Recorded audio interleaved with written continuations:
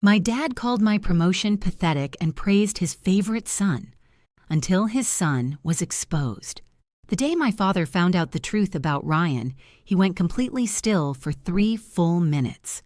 He didn't say anything. He didn't cry.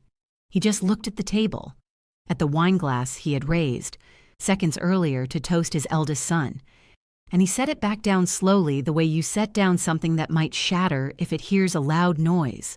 Then, without looking at anyone, he picked up his coat from the back of his chair, walked to the front door, and left. No goodbye. No, I need some air. No hand on my mother's shoulder. He just left. I had never seen my father leave a room without saying goodbye to someone. In 42 years of life, in every argument, every holiday, every moment I had watched him navigate the world, I had never seen him do that. My father had opinions about everything, including exits.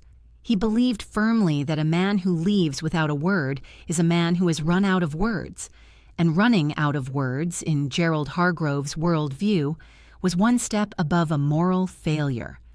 So when he left without a word, I understood, before I understood anything else about what had just happened, that something had broken in a way that could not be easily repaired.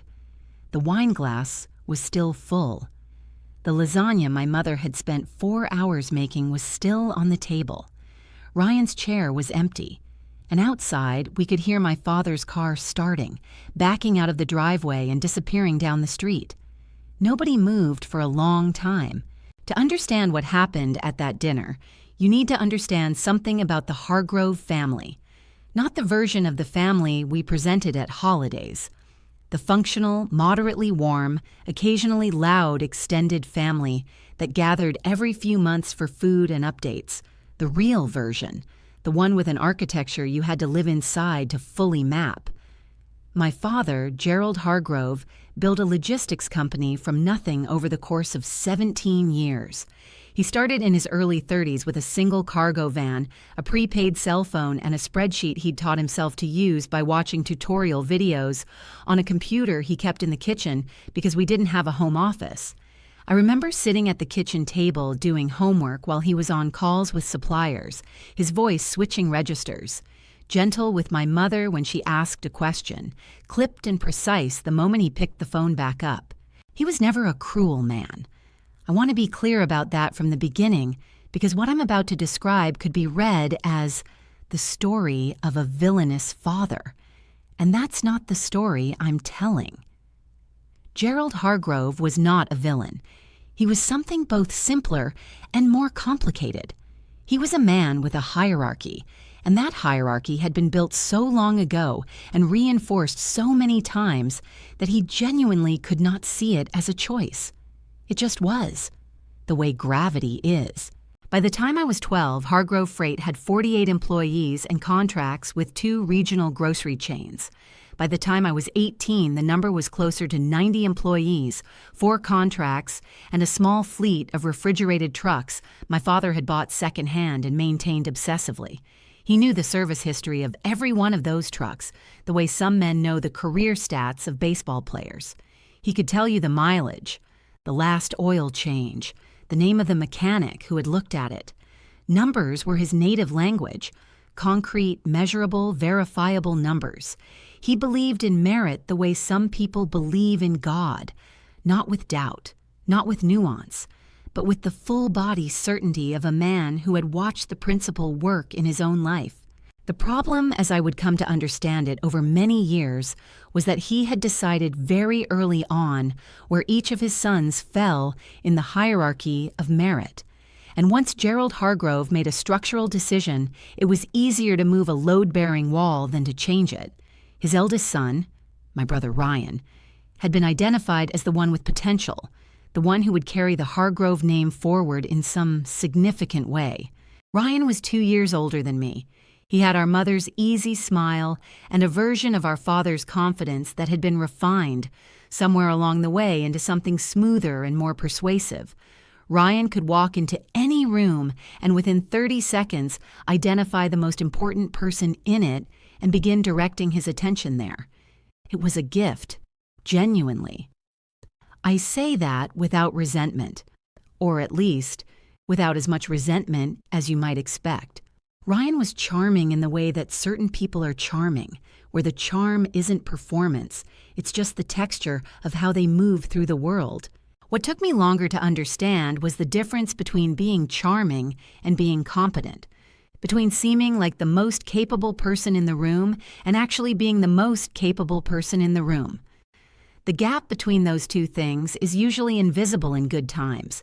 It only becomes visible under pressure, when results are due and the smooth talk has to eventually yield to something concrete. I, Lucas Hargrove, had gone in the other direction entirely.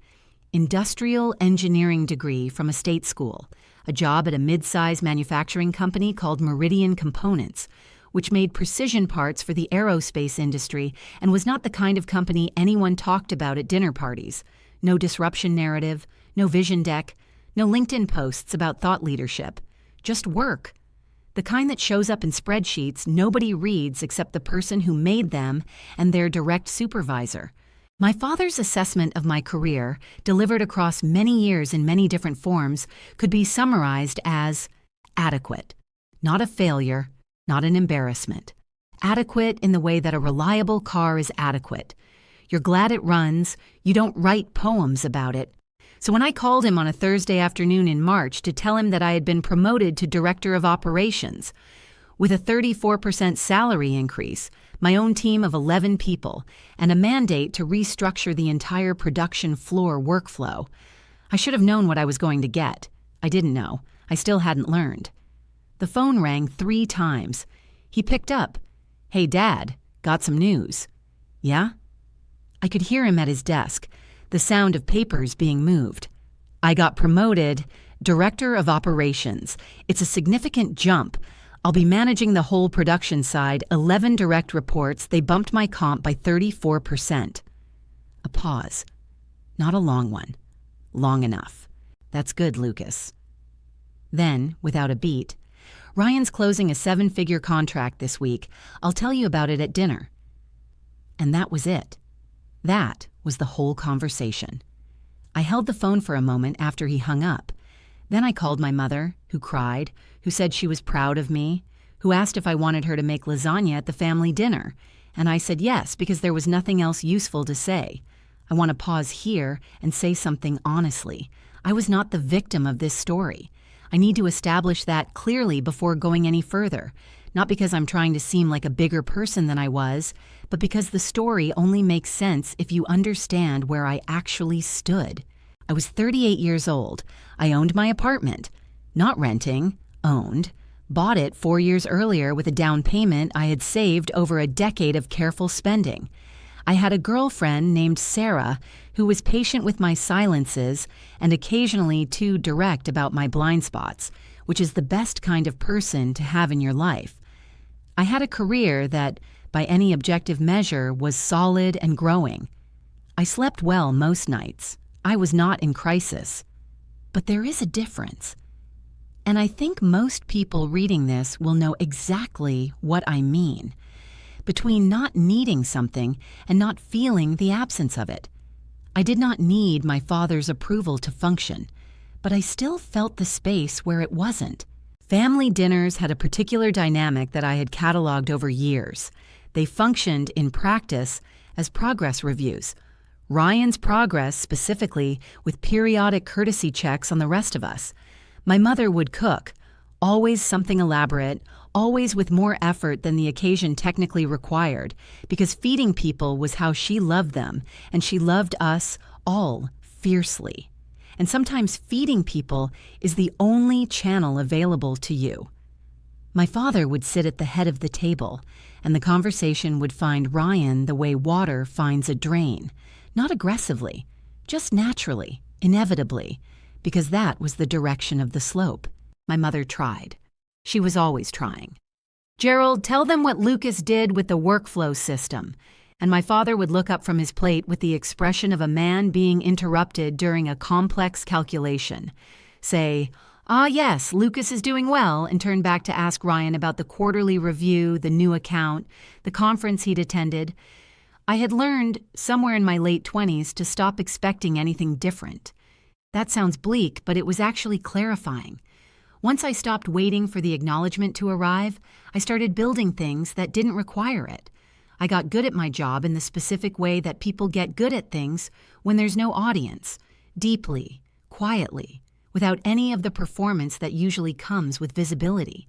Thomas Ellison, my manager at Meridian, was the first boss I'd had who evaluated my work on the terms it actually deserved. He was a compact, serious man in his mid-50s who'd spent 20 years in manufacturing and had zero tolerance for decoration. He didn't care how confidently you presented something. He cared whether it worked. About a year before my promotion, he had called me into his office after a quarterly review and said without preamble, "You're the kind of professional I only notice when you're on vacation." I wrote that down when I got back to my desk. I told Sarah about it that evening, reading it from my notebook like I was presenting evidence. She stared at me for a moment. "Lucas, that's the saddest compliment I've ever heard." "It's not sad. It means I run so smoothly that it means he doesn't notice you until you're gone. That's not a compliment. That's a visibility problem." I thought about that for a while. I thought about it again when Thomas called me in for the promotion conversation, where he told me that the board had been quietly evaluating my work for 3 years, a 3-year assessment I had known nothing about, and that the vote to promote me had been unanimous. He said I was one of the most consistent performers he had encountered in his career. The visibility problem, it turned out, had been solving itself. I just hadn't been watching. I called my mother first. She made a sound I hadn't heard since I graduated from college, a kind of full-body exhale of relief and pride that mothers make when something they've been quietly hoping for finally happens. She asked about the salary. She asked about the team. She asked if I was happy. I said I thought so. "Good," she said, and that's the part that matters. The dinner was set for the first Friday of April. My parents' house, the whole family, which meant me, Ryan, his wife Melissa, their 2 kids, ages 7 and 9, and occasionally Diane Castillo, the company's external accountant, who had become close enough to the family over 11 years to be included in these gatherings as something between a colleague and a family friend. My mother said it would be a celebration. She was going to make her lasagna, the one with 3 kinds of cheese and a meat sauce that took 3 hours, because it was, she said, what everyone likes. What my mother didn't know, what neither of us knew yet, was that my father had a different celebration in mind. Ryan was to be formally announced as the incoming vice president of Hargrove Freight, effective May 1st. My father had already drafted the internal memo. He'd been building toward this for years. There are 2 things I should tell you now, because they will matter later in ways that won't be obvious until they matter. The first is about Ryan and documents. Ryan had a habit, going back to adolescence, possibly earlier, of misplacing important papers at inconvenient moments. Permission slips found 3 days late, a semester grade report that went missing for a week before reappearing under his mattress, a car insurance document that somehow vanished the day after a fender bender and reappeared 6 months later in a shoebox in his closet. My mother always laughed it off. "Ryan's head is in the clouds," she would say, like it was an endearing quirk. My father, focused entirely on Ryan's forward motion, never seemed to register it as a pattern. I had registered it as a pattern. I couldn't have told you at the time why it made me slightly uncomfortable. I filed it away the way you file away small inconsistencies. Not urgently, just quietly. The second thing is about Diane Castillo. Diane was 61, compact, precise in both her speech and her movements, and had been handling Hargrove Freight's books since before Ryan had finished college. She used pencils instead of pens, actual wooden pencils that she kept sharp with a small manual sharpener she carried in her bag, because, as she had once explained to me at a holiday gathering, every number needs to be erasable. She said it without irony, as a simple statement of professional philosophy. I respected it enormously. I had exchanged pleasantries with Diane at every family gathering for 8 years. She had started joining the dinners partway through her tenure, once she and my mother had developed the kind of easy rapport that occasionally turns a professional relationship into something warmer. She was warm, attentive, and asked specific questions that made it clear she had retained things from previous conversations. She remembered that Sarah was a physical therapist. She remembered that I had been working on a logistics optimization project for 2 years. She was the kind of person whose attention felt like a gift rather than a social obligation. I had never thought of her as anything other than a pleasant presence at the edge of family life. That was about to change. The dinner table seated 8 comfortably and 10 with negotiation. My mother had set it for 10, with the good tablecloth and the wine glasses she kept in the high cabinet and only brought out for occasions she'd decided mattered. Ryan and Melissa arrived exactly on time, which was unusual for Ryan, who tended to treat punctuality as approximate. His kids, Owen, 9, and Clara, 7, were already in that elevated state of energy that children get at family dinners, when they're surrounded by adults who are slightly more lenient than their parents. Diane arrived a few minutes later with a bottle of wine and a dish of her mother's roasted peppers that she brought to every gathering without fail. I came alone. Sarah was visiting her sister that weekend.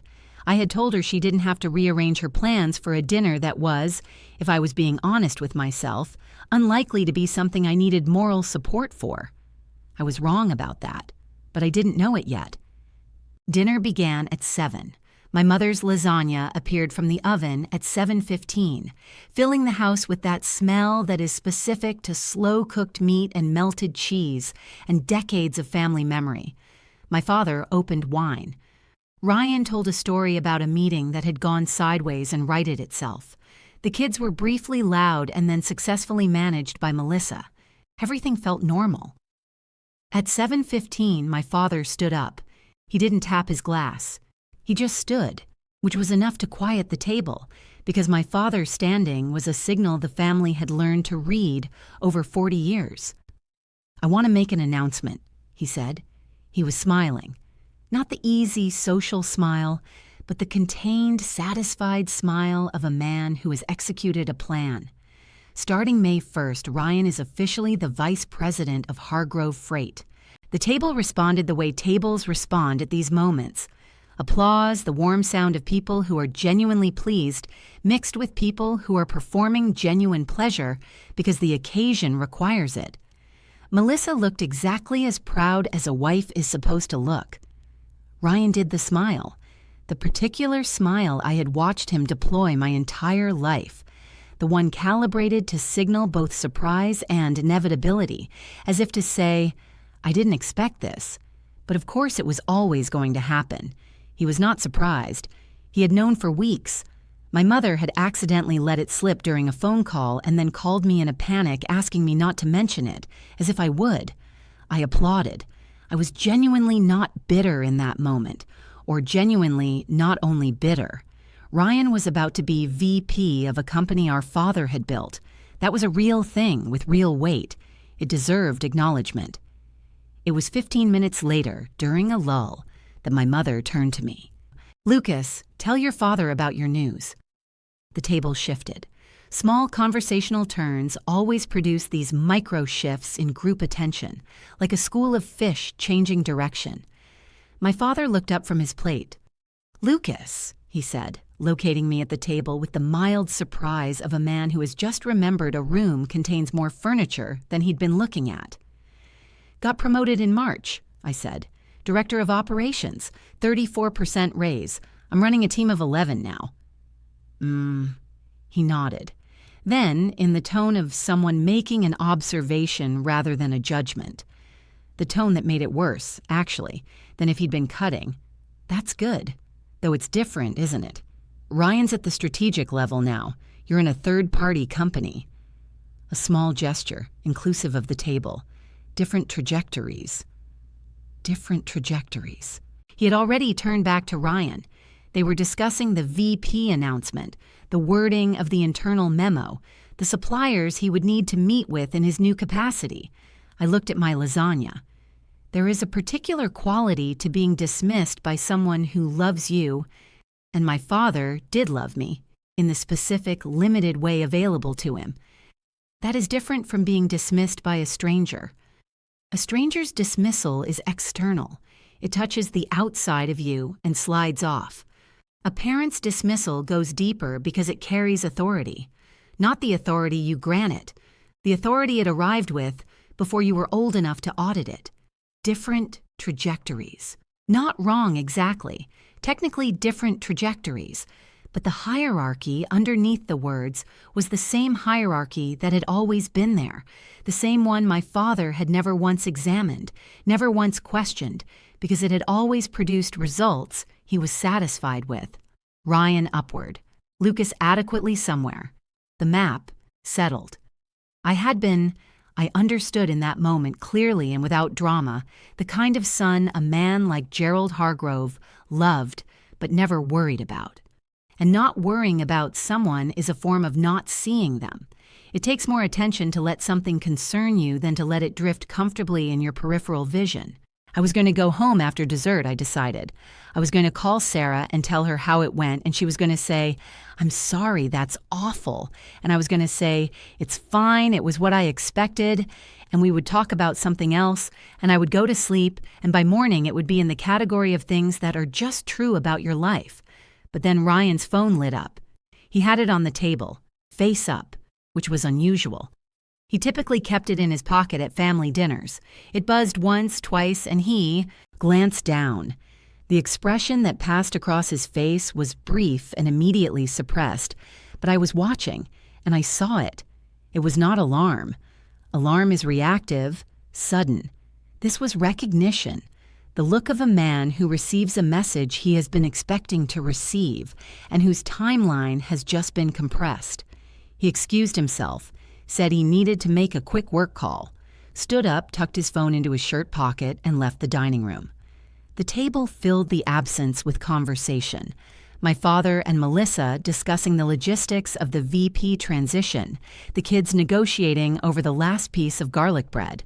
My mother caught my eye briefly and smiled. I noted the time, 7:34 p.m.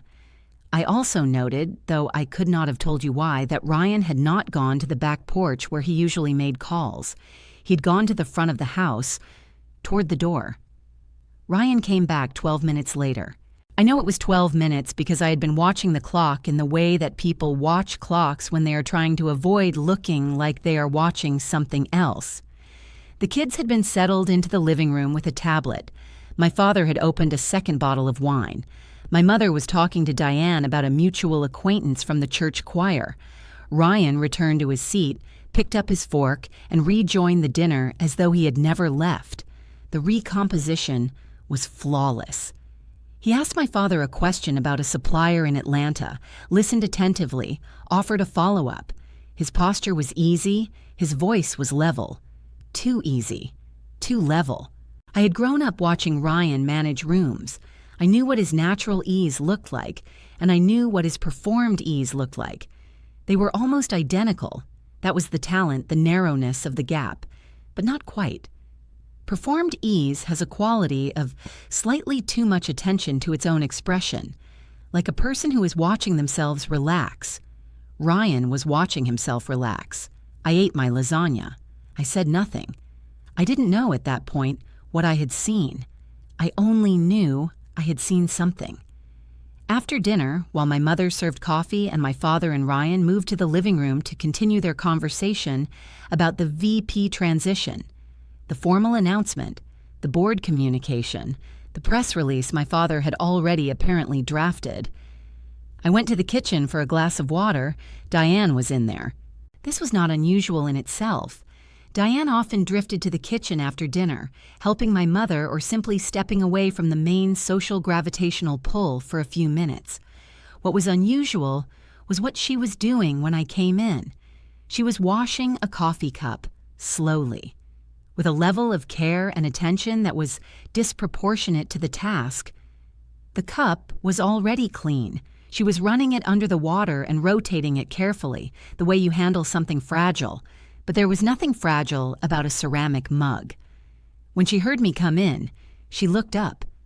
Something passed across her face that I could only describe as the expression of a person rapidly recalculating something. Lucas. A beat. Congratulations on the promotion."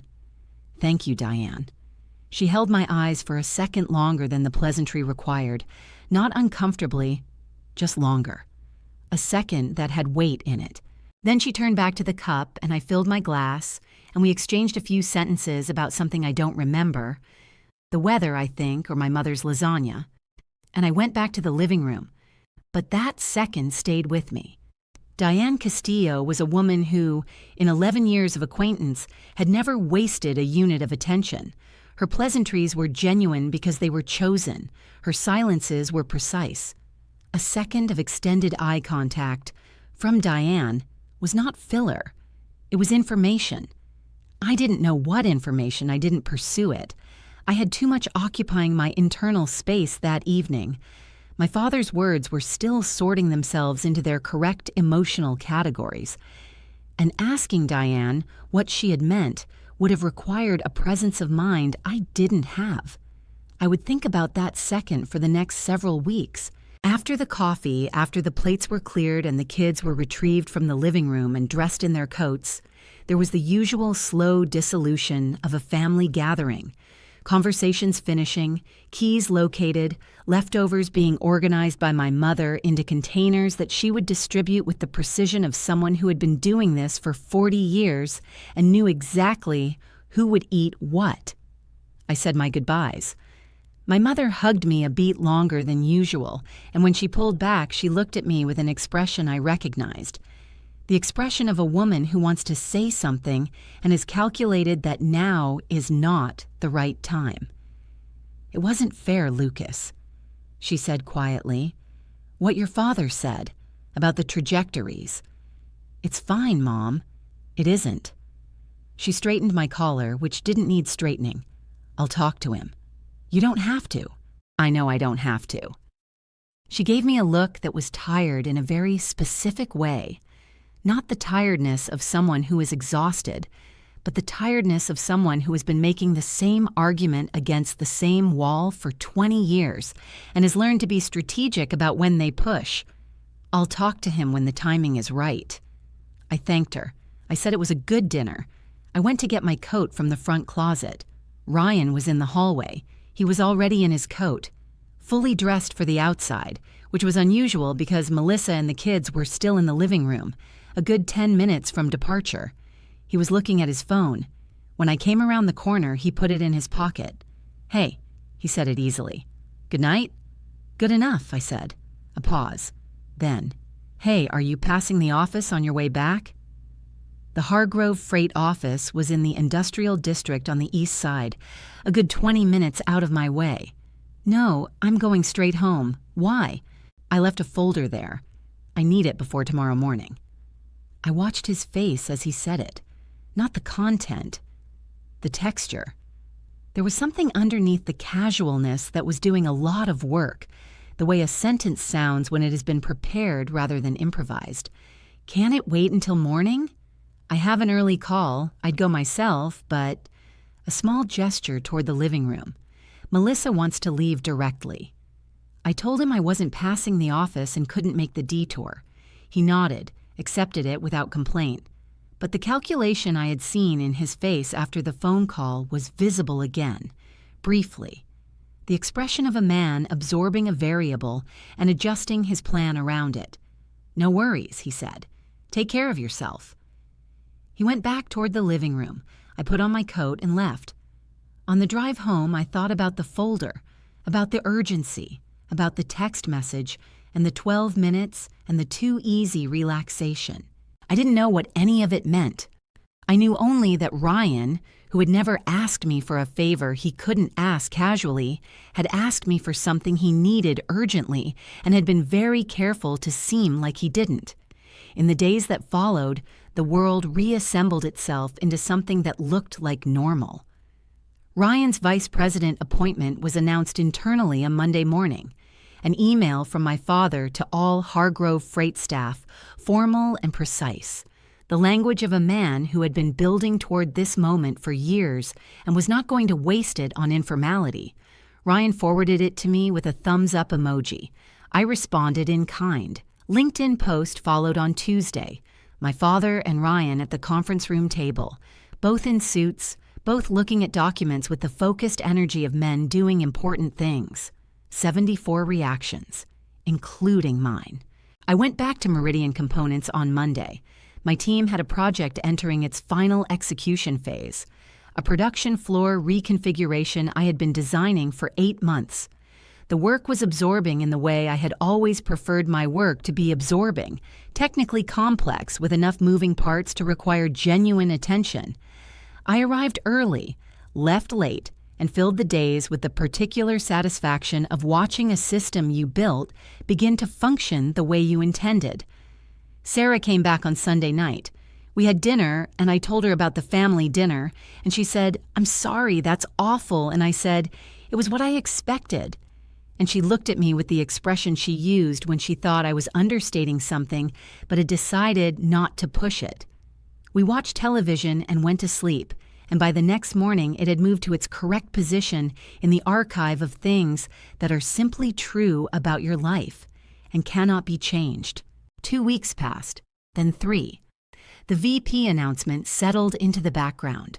Ryan's name appeared in a trade publication that covered regional logistics, a brief item about Hargrove Freight's leadership evolution, with a quote from my father about bringing in the next generation.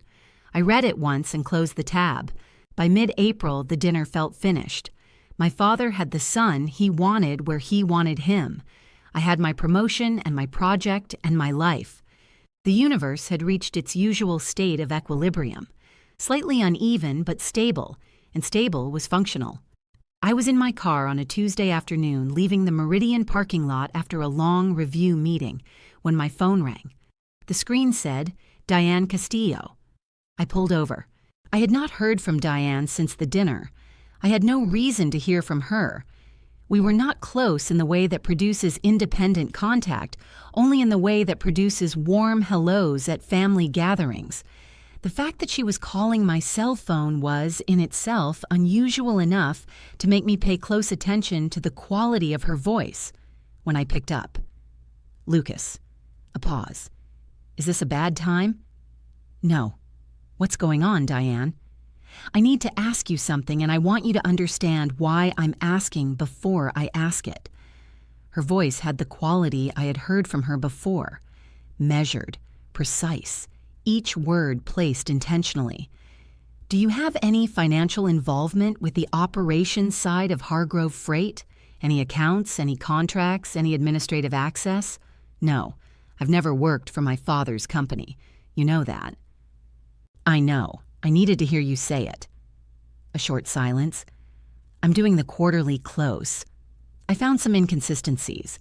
They are the kind of inconsistencies that can have explanations. But they're also the kind that I needed to verify before I brought to Gerald." "What kind of inconsistencies?" "Vendor payments that don't match any contract in the system. Significant ones. Recurring, over 14 months. A pause. I needed to know if there was another authorized party with account access that I wasn't aware of, someone I hadn't been told about. The fog in my head that had been building since the dinner, the text message, the 12 minutes, the too easy return to the table, the urgent folder, the second in the kitchen, began to arrange itself into a shape. "Diane." I kept my voice careful. "The folder that Ryan left at the office the night of the dinner. Do you know what was in it?"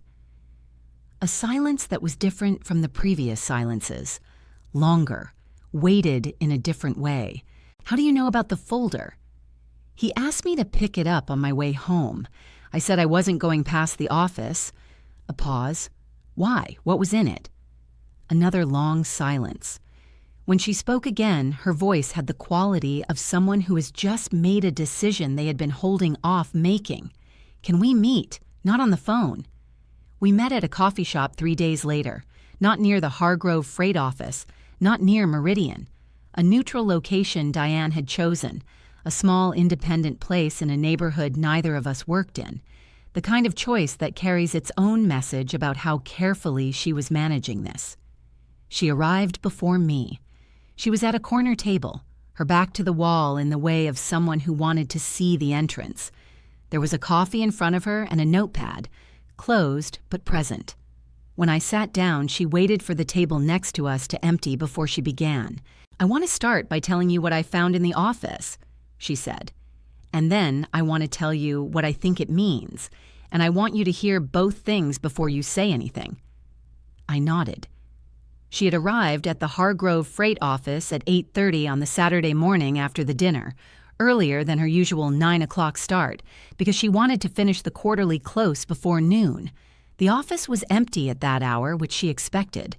What she had not expected was the folder on Ryan's desk, not in a drawer, not in his filing cabinet. On his desk, in the middle, open. The kind of desk arrangement that happens when someone comes in at speed, takes what they need, and leaves without the leisure to restore order. The folder itself was empty. Whatever had been in it was gone. But tucked underneath it, half slid beneath the desk blotter, was a single set of photocopies, a working copy Ryan had made at some earlier point and left behind, separate from the originals he had come to retrieve.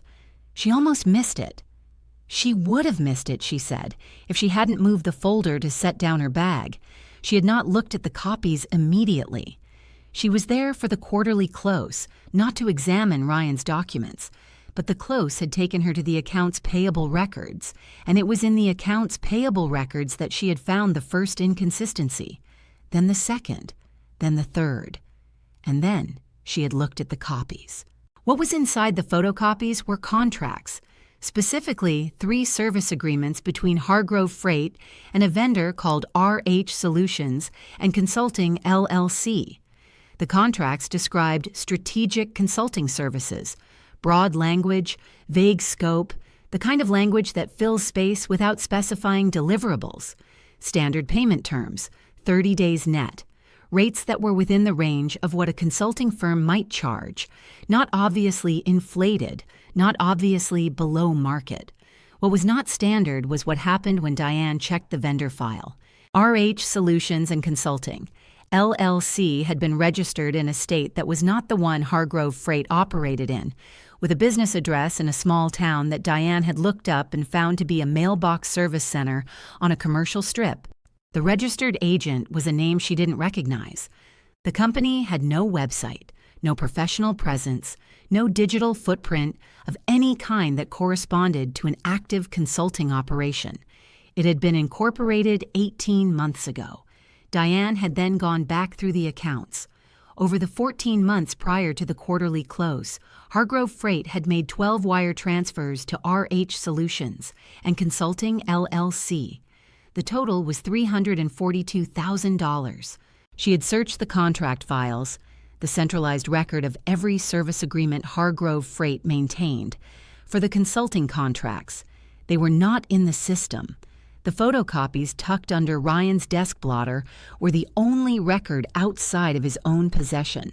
She had searched for any deliverables filed under the vendor's name, consulting reports, strategy documents, any output that would correspond to the described services. There was nothing. 12 transfers, $342,000. No deliverables, no record of negotiation or due diligence. No file in the official system, only a set of photocopies half hidden under a desk blotter. RH Solutions and Consulting LLC, RH Ryan Hargrove. I sat with that for a moment. The coffee in front of me was getting cold. I didn't touch it. "When did you look up the registration date?" I asked. "While I was still in the office," she said. "Saturday morning. That was the moment I understood I needed to be very careful." She set her pencil down on the notepad with the precision of someone placing a period. The company was incorporated 18 months ago, 2 months after Gerald told Ryan privately that he would be considered for the vice presidency contingent on strong results in the following fiscal year. I stared at her. "The results were strong," I said. "Yes." Her voice was even. "The results were excellent. The cost structure analysis showed increased operational expenses, which reduced the profit margin percentage, but also reduced taxable income. And the net figures were within a range Gerald found acceptable enough to move forward with the appointment. The shape of it, assembled itself in my mind, not all at once, in pieces, each one clicking into the next with the specific satisfaction of a thing that is terrible but coherent. Ryan had known the bar. Our father had told him exactly what he needed to show, and Ryan, who had been performing competence in front of our father his entire life, who had spent decades perfecting the art of appearing to be the best person in the room, Ryan had found a way to manufacture the numbers rather than produce them. $342,000 out of the company, routed through a shell LLC with his own initials, classified as operating expenses, used to shape a cost structure that looked like the result of strategic efficiency rather than what it actually was. Accounting fiction designed to satisfy the specific scrutiny of a specific man who had decided his eldest son was his legacy. The fake consulting firm had existed for one purpose: to make the numbers say what Ryan needed the numbers to say. And the folder Ryan had asked me to pick up the night of the dinner, the folder he had ultimately gone to retrieve himself on Saturday morning, that folder had been his contingency. The original contracts were the documents he needed to control. The photocopies were the ones he hadn't remembered making, the ones that waited under the desk blotter while he drove home thinking the problem was solved. The text message at the dinner table had been from Diane. She confirmed it when I asked. She had sent Ryan a message on Friday evening letting him know she would be in the office Saturday for the quarterly close and asking him to make sure his recent vendor files were accessible, a routine administrative message. To Ryan, it had been a flare. He had wanted to go back that same Friday night, but Melissa had driven them to the dinner separately and expected him to ride home with her and the kids, and leaving alone at that hour, telling his wife he needed to stop by the office at 10 o'clock on a Friday after a family dinner, would have required an explanation he didn't have ready. So he went home. He planned to arrive early Saturday, well before Diane's 9 o'clock start, retrieve the original contracts from the folder, and be gone in 20 minutes. He hadn't known she was coming in at 8:30. In 11 years, Diane had never encountered an irregularity she hadn't flagged. She flagged things because she used pencils instead of pens, and every number needed to be erasable, which meant every number needed to be verified first. She had been doing her job carefully and consistently for 11 years. Ryan had known she did her job this way. He had been careful for 14 months. He had made one mistake. He didn't forget the copies, I said. Not a question. I understood it now. He came for the originals and got them. The photocopies were a working set he'd made separately. He didn't even know they were still there. He was in and out before he realized he'd left anything behind, and by then Diane had already found them. Diane looked at me for a moment. That's my assessment as well. The second extra look you gave me, in the kitchen. I needed to know you weren't involved. She picked up her coffee, drank, set it down. I've watched you at these dinners for 8 years, Lucas. I didn't think you were, but I needed to be certain before I went to Gerald. Has Ryan ever seemed to you like someone who... She stopped me, gently but firmly. I don't make assessments outside the numbers, she said. I found what I found. The numbers mean what they mean. She had verified her findings twice before calling me. She had a second appointment scheduled with Gerald on Thursday of that week to present the documentation. She had called me first because she felt I deserved to know before it reached my father. I thanked her. I wasn't sure what else to say, so I just said that. I didn't attend the Thursday meeting. I don't know now whether I was invited and declined or simply never asked. I only know that I found out about it the way I found out about most significant events in the Hargrove family dynamic, from my mother late at night in a phone call. She called at 10:47 p.m. I had been awake, waiting without admitting to myself that I was waiting, sitting at my kitchen table with a book open to the same page for 2 hours. It happened, she said when I picked up. Her voice was strange, not broken in the way I had braced for, not the voice of someone in shock. It was the voice of someone who had just had a long, unpleasant conversation confirmed in a way that left her exhausted rather than surprised. Tell me. Diane had arrived at the office at 9 Thursday morning with the documentation, printed bank records from the RH Solutions, LLC account, cross-referenced against the Hargrove Freight Wire transfer history, alongside the 3 contracts from Ryan's folder and the results of her search showing no corresponding records in the official system. She had organized it the way she organized everything, clearly, precisely, with every relevant number labeled and dated. My father had looked at it for a long time without speaking. Then he had called Ryan. Ryan arrived at 11. He was, by my mother's account, she had this secondhand from my father, who told her in fragments over the course of the evening, composed, calm in the way that either means innocence or preparation. He had denied it at first, not aggressively, steadily, the way you deny something you have rehearsed denying. He had said the payments to RH Solutions were a legitimate investment, structured in that way for tax efficiency. He had said the contracts weren't in the official system due to an administrative oversight that he had been meaning to correct.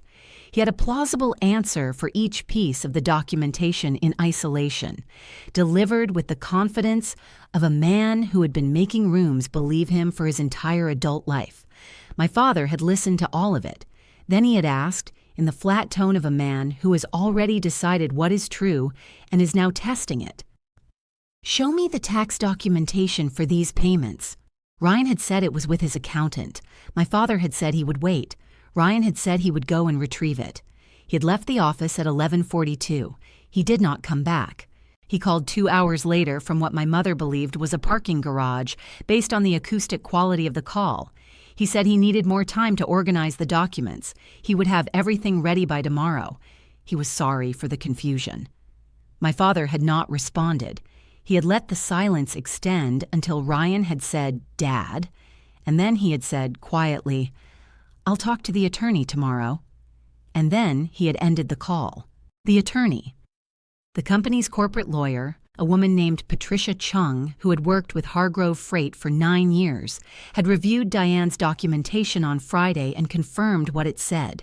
The RH Solutions payments constituted fraudulent diversion of company funds, $342,000 over 14 months.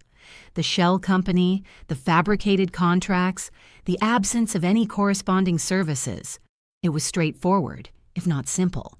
She had outlined the legal options: civil suit for damages, referral to the district attorney's office for criminal fraud investigation, or some combination. My father had listened. He had thanked Patricia. He had told her to take the next step. Ryan called him on Sunday, not to explain. My mother was very clear about this. He did not call to explain. He called to ask. He asked my father not to pursue the legal process. He said he would repay the money. He said he had made a serious mistake and that he understood the gravity of it and that he was asking for a chance to make it right outside of the courts. He talked for 6 minutes, my mother said, without stopping. My father did not say a single word. When Ryan finished, my father ended the call, and that was when I understood the opening of this story. The dinner table, the wine glass, the coat, the door. The 3 minutes of stillness before he left had not been the absence of a response. They had been the moment Gerald Hargrove, a man who had built a company on the foundation of his belief that results were honest, that numbers told truth, that merit was real and verifiable and deserved its rewards, had processed the information that everything he had used to evaluate the worth of his eldest son had been fabricated by that son specifically for his evaluation. He had not left without a word because he was speechless. He had left because, for the first time in his adult life, staying in a room had nothing to offer him. Every instrument he had trusted had been used against him. The numbers, the results, the trajectory, all of it had been a performance engineered for an audience of one. He had been the mark in a long con run by his own son. The months that followed were the kind of painful that doesn't announce itself loudly. No dramatic confrontations, no scenes, just the slow, procedural unraveling of things that had been built on a false foundation. Patricia Chung filed a civil suit. The district attorney's office opened an inquiry. Ryan retained a defense attorney. Ryan and Melissa separated in October, quietly, without anything that made it into official record beyond the filing. My father reduced his communications with Ryan to whatever the attorneys required and nothing else. At Thanksgiving, there was no family dinner. My mother hosted a smaller version. Me, my grandmother, Diane, who had by then become something more than an acquaintance. Ryan was not invited. My father came late and left early and did not say much. But he ate, and he helped clear the table. And he put his hand on my mother's shoulder once in the kitchen in a way that said something she later told me she had needed to see. The company adjusted. Diane supervised the audit of the prior 18 months of accounts. 2 other minor irregularities were found, smaller, attributable to sloppiness rather than intent, and corrected. My father hired a new VP from outside the family. His name was Marcus Webb, and he was a logistics industry veteran who had no relationship to anyone named Hargrove and no interest in impressing anyone at the dinner table. The business recovered. It has always recovered. That was the thing my father had built that was real. A company solid enough to absorb the damage of someone tunneling through its foundation and still stand. 6 weeks after everything surfaced, my father called me on a Tuesday afternoon. No reason given, no particular occasion. It was just past 4 in the afternoon and I was still at the office, reviewing revised production schedules, when my phone rang and his name appeared. Lucas. Hey, Dad. A pause. Not the pause of a man who doesn't know what to say. The pause of a man who is choosing carefully. How's work going? I could have said many things. I had rehearsed, in the privacy of my own head, several versions of what I might someday say to my father about the years of being seen as the adequate son, the background son, the son on the lesser trajectory. I had done the version where I was measured and adult about it. I had done the version where I wasn't. What came out was neither. Going well, I said. My team delivered the October project 15 days early. We came in 4% under budget. A pause. That's good, he said. And then, this is the part I remember with a precision that surprises me, the specific quality of the silence that followed. He did not say anything else for a moment. Not the silence of someone who has moved on to the next thought. The silence of someone who has received something and is sitting with it. I didn't know you were the one running that project, he said eventually. I've been running it for 8 months. A beat. I'll let you get back to it. Okay. Lucas. A pause. Good work. He hung up. I put the phone down on my desk and sat with it for a while. My mother told me the rest of it months later, in the specific way she has of sharing important things. Not as a revelation, but as context. Like she'd been carrying it and had decided I was ready to hold some of the weight. She told me that after the Tuesday call, my father had asked her for my resume. Not my contact information, not a summary, my resume. He had asked her to print it out from her email. I had sent it to her 2 years earlier when I was updating it, for reasons I no longer remember, and give it to him. She had printed it without asking why, because she had learned over 43 years of marriage that there were questions that should not be asked and things that should simply be allowed to happen. He had taken it to the kitchen table. He had sat down with it the way he sat down with financial documents, attentively, which meant fully, which meant the world contracted to the thing in his hands and nothing else existed. He read it for 45 minutes. My mother moved around the kitchen, making tea, pretending to look for something in a drawer. She watched him from the corner of her eye, the way you watch something you are afraid to disturb. When he finished, he folded the paper carefully and put it in the inside pocket of his jacket, the pocket where he kept things he didn't want to lose. Then he got up and did the dishes. Did he say anything? I asked her. Not to me. She considered for a moment, but I saw his face when he finished reading, and I've known your father for 43 years. Another pause. He was reading the history of someone he hadn't been paying attention to, and he knew it. She said she didn't know if he had cried. She hadn't asked, because there were things Gerald Hargrove needed to keep for himself, and learning to honor that, learning to stand at the edge of the things he could not share and not press, had been, she said quietly, the labor of a long marriage. I think about that kitchen table sometimes. The man who started a company with a van and a borrowed spreadsheet, sitting with a sheet of paper that documented 15 years of work he had been present for but never actually seen.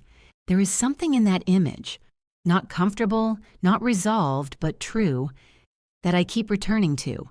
He had spent decades looking at the wrong numbers, the ones that had been designed for his scrutiny, and the real ones, the ones that had no one making them shine, that just were what they were, year after year, in the quiet of a company in a different industry that no one wrote press releases about.